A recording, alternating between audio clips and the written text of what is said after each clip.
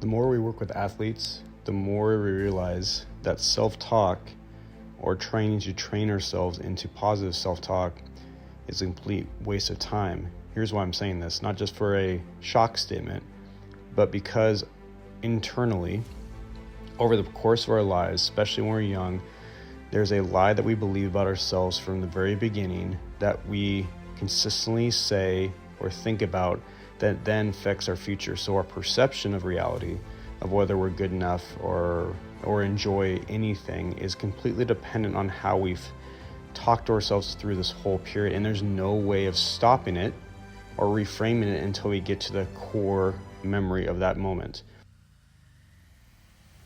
So here's the question I would ask every athlete, and this is what we do inside of our lessons or talking to kids. When was the first memory you had of this sport or any situation where you felt this emotion that you're feeling now on the field? Whether it's stress, whether it's anxiety, fear, failure, whatever it is. And when was the first time you felt this? Once we identify that, which every kid can go to that memory, we can then go into asking the real question of okay, this memory that you see, now, what is true about this? Are you a failure, right? Is this game that fearful?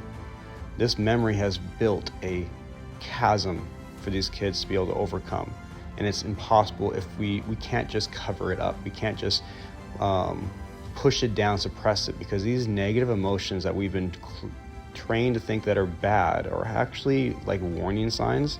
We heard this from some great mentors in Jamie and Donna Winship.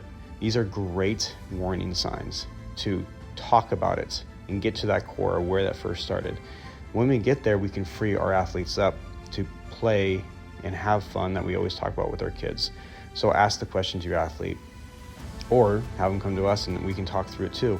What is the core memory that makes you feel this way on this field? And you'll be surprised that they know exactly the moment on the baseball field they had an experience at 5 years old, or t-ball, or in the backyard as a kid, or something bad happened or some moment happened where they felt embarrassed, where they felt worried, where they felt fear, and it has actually carried on into their adult life, into their teenage life, into their 12-year-old year.